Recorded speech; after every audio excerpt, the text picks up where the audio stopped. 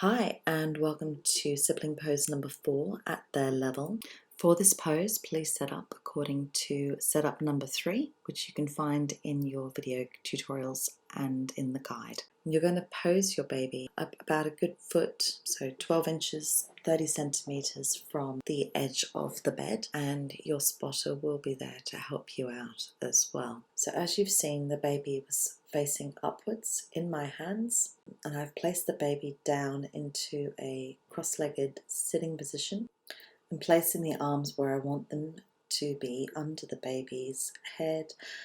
I'm gently laying them down onto their tummy whilst my hand is still underneath the baby's head and the arms and holding them in position. I'm just going to adjust the feet and making sure that as I pull my hand out, that the hand underneath the jawline, which is the hand that you will see from the front, the fingers are flat under the face and the wrist is in line with the chin. And in order to get that curly position, just bringing the hips around a little bit, just so that the elbow and the knee is touching if possible.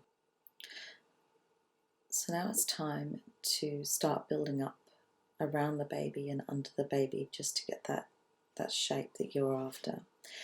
And it's important here, as much as you have placed your baby away from the edge, still, just to be extra sure, place some more cloths around the back as well, just to create that ridge of support. You won't see it when you're photographing them, but in this case, it's better to be safe and give them as much support as possible. So you're going to raise their head up by placing a cloth or two underneath the blankets, directly under the head. The other cloths are going to be placed across the back, not under the back, but across the back, to give them that ridge that I was just talking about.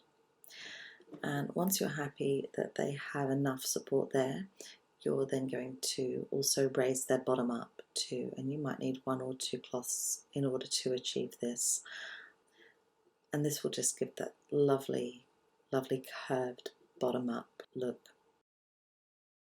So just keep building as and where you need to.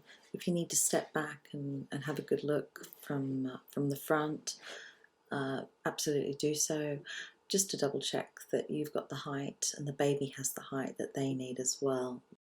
So we will speed up this bit. As you can see, I am continuing to place cloths around the baby and under the baby, just building up until I'm at a point where I'm happy and I've got the shape that I'm after.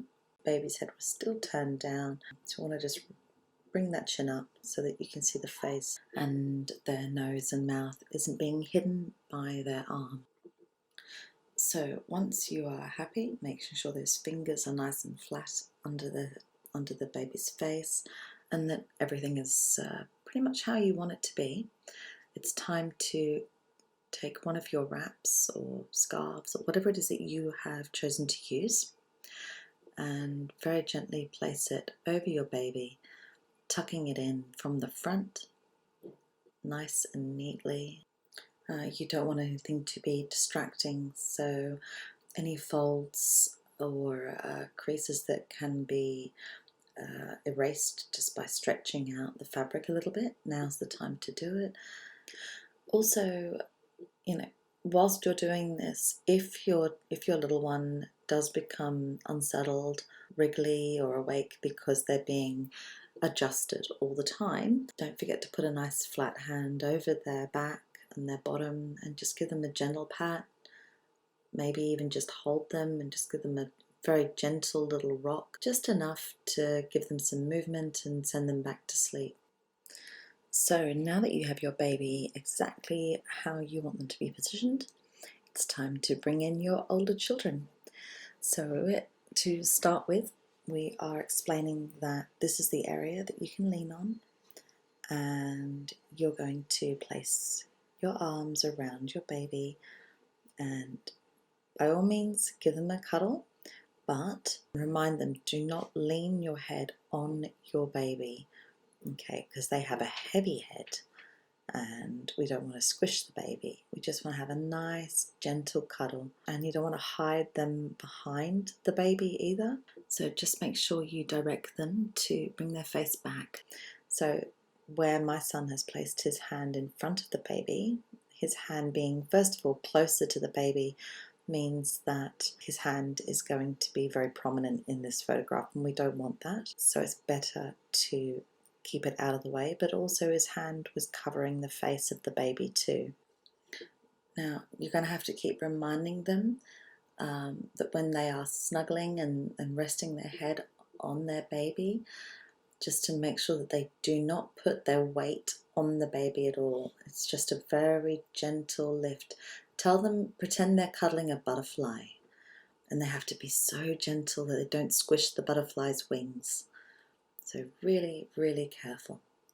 And in this case, you will have your partner or your spotter, whoever it is that's there to help on the side, so that if your child does need some extra physical guidance, just to help to show them, that's something that your partner or your spotter can do to help and show them. So encourage your child to give your little one little kisses, and sometimes siblings will go to kiss the mouth because it's their natural go-to, and you just want to remind them that actually you just want them to kiss their cheek, kiss their ear. Try not to touch their hands and touch their feet, because the more that they're touched, the higher chance there is that they will wake up and be disturbed, because they're just as ticklish as they are.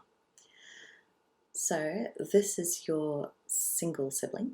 If you have 2 siblings or 3 siblings or more, the best way to achieve this position, these photographs, is to start building around from the sides. Try and bring their faces in line with each other. So you'll be like, okay, come a little bit closer, and you've got to be really direct with who you're talking to, which one you want to come closer, and the other one, stay still or don't move. You're brilliant where you are. Just want your brother or your sister to come a little bit closer. Once you've got them where you want them, then get them to do their silly expressions and their cute expressions. Ask them to cuddle in together and give you their cutest little faces, and then it could be their I want chocolate cake faces, or it could be, well, if you show me your sweetest face, then you might get a lollipop or a cupcake or whatever it is that you're bribing them with. My little one thinks he's being really cute by patting this posing doll's bottom. But if your little one does become disturbed slightly or does need a bit of a pat, by all means encourage your children to help to settle the baby by gently patting them.